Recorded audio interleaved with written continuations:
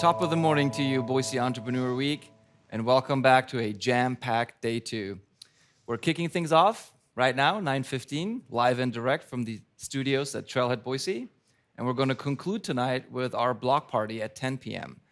And just a reminder, our block party starts at 7 p.m. tonight, not at 6 p.m., as previously stated yesterday during a live session. So we'll see you at 7, we'll party with you until 10, and then we'll let you go home.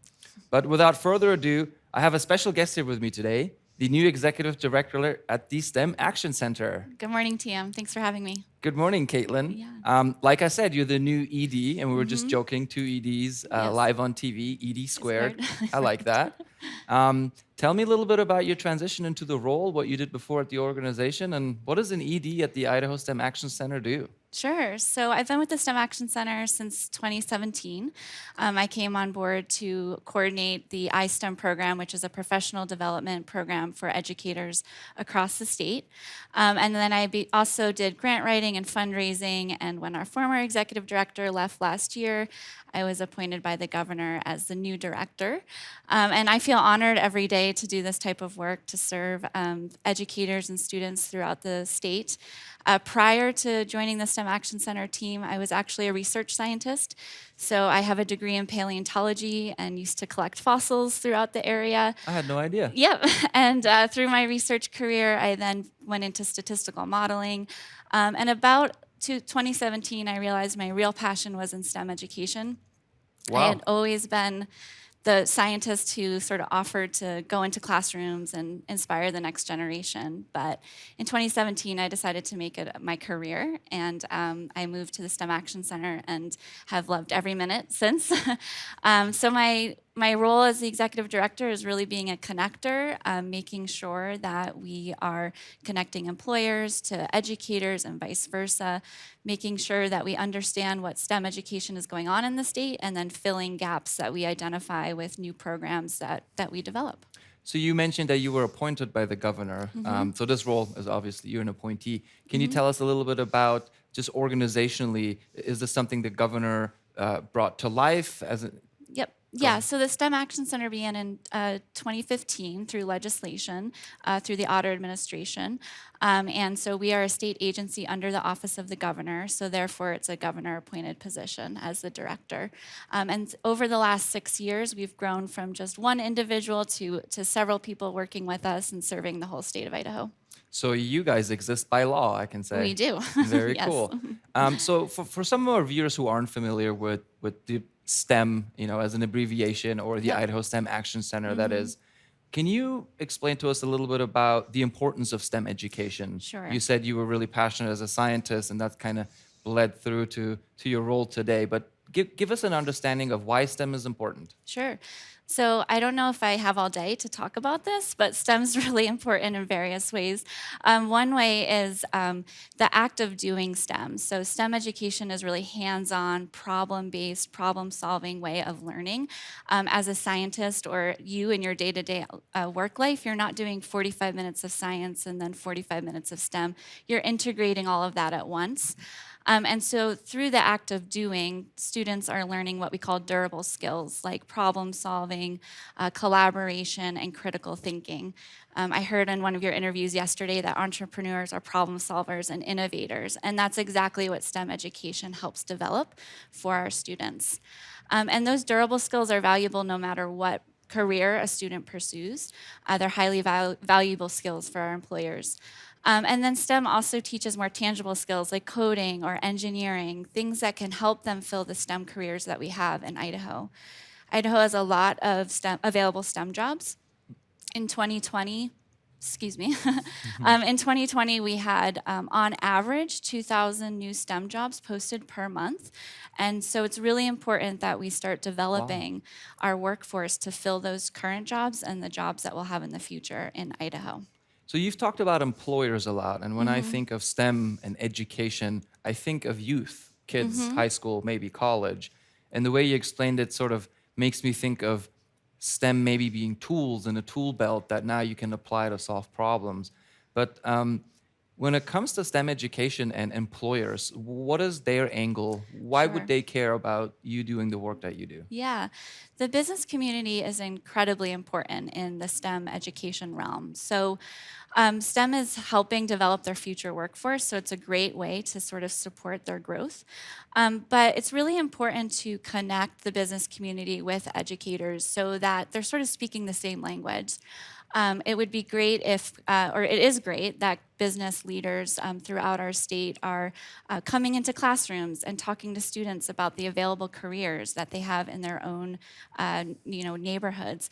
It's also important for them to support after-school clubs, robotics clubs or math clubs, because again, we are building our future workforce and really setting ourselves up for continuing with our economic prosperity in Idaho. So as the stat you mentioned earlier, it was 2,000 jobs a month. As those open positions are piling up, the STEM Action Center over here is planting seeds to make sure that we have the future workforce to meet those needs then. Absolutely. And it's a long game, right? We're working with K through 12 students, but it's really important for us to invest in those early years so we have a successful future. Let's Yeah. change gears and talk about some of your programs. Sure. There's one that I particularly like just because when teachers have their summer break, they get the opportunity to go into a real business and work there for some time. But let's touch on that one and maybe some other programs that you Sure. want to highlight. Yeah, so you're talking about our externship program, which is a great opportunity where teachers actually work for a STEM business over the summer, and they get to learn those STEM skills. They learn what it's like to be in the workforce or the workplace, and then they bring what they've learned back into their classroom and let their students know about available jobs in their communities and the skills needed to pursue those jobs. So we've had a number of teachers go through this program.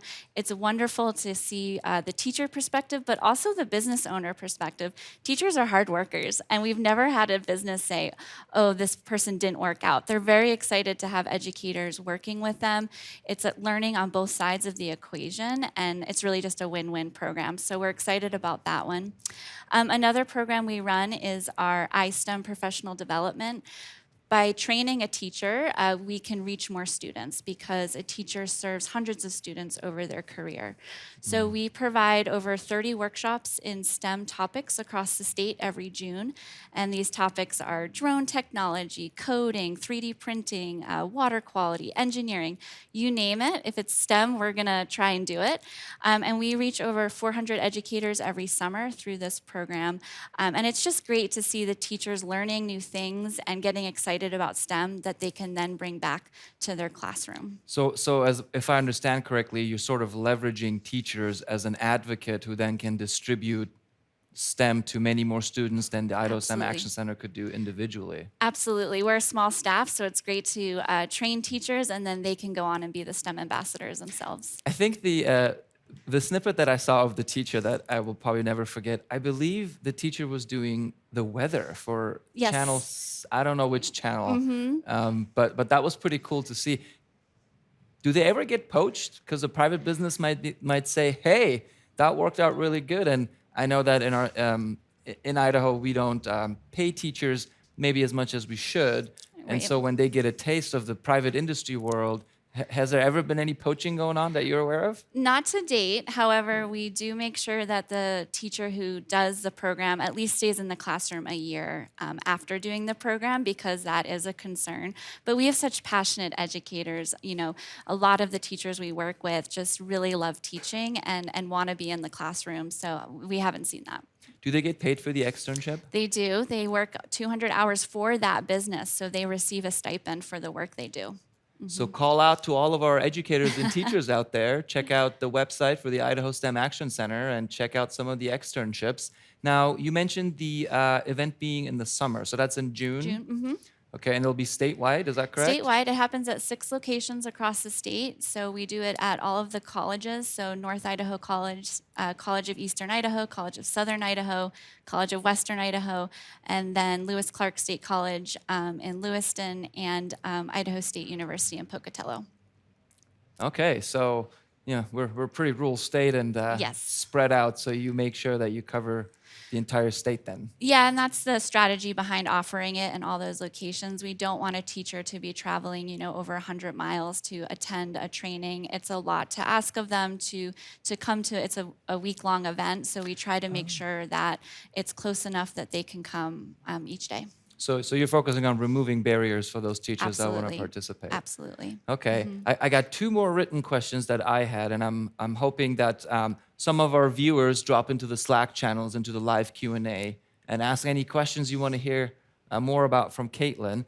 But being the executive director at Trailhead and working with the business community, we are partners, being the Idaho STEM Action Center and Trailhead. We sort of pull on different strings that all lead to the Yep. same rope at the top, is kind of how I like to explain it.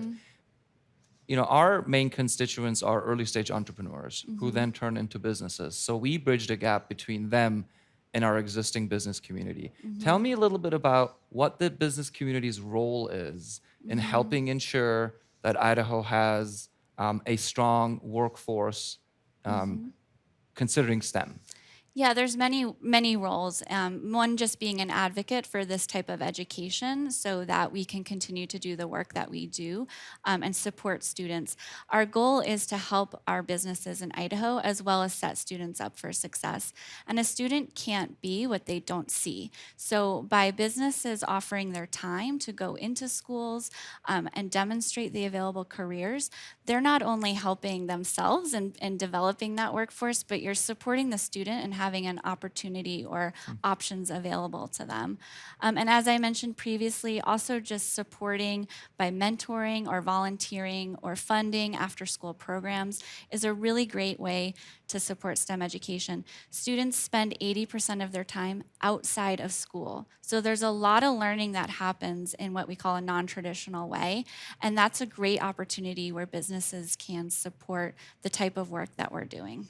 My takeaway there really was a student can't be what they don't see. Yep. That holds true for adults and everybody else as well. Right. Yeah, Yeah. you think of yourself as a child, you maybe thought doctor, lawyer, firefighter. I think of what I do today. I never would have imagined I would be doing what I'm doing today when I was a teenager. I just knew I loved science and I pursued that. And I was lucky that I had an environment where I didn't meet any barriers. But not all students have that. So if we lay out a menu of options for them, they can then make the decision themselves what they want to pursue. If they don't have that menu, they'll never know that those are available. They don't have the menu. Let's give them Yeah. the menu. I want to, since we have you here, I want to glean from you a few things. So you said earlier 2,000 jobs a month. How is Idaho faring today? How are we doing in terms of the pile of jobs that is there, our workforce, and if you have any kind of contextual comparison with other maybe regional states, how is Sure. Idaho doing when it comes to STEM education? Sure. So we are doing relatively well. I mean, we have a lot of STEM going on across the state. Of course, we can always do more. When I talk to STEM education leaders across the state or across the country, they actually turn to Idaho as a model for a lot of components of STEM education.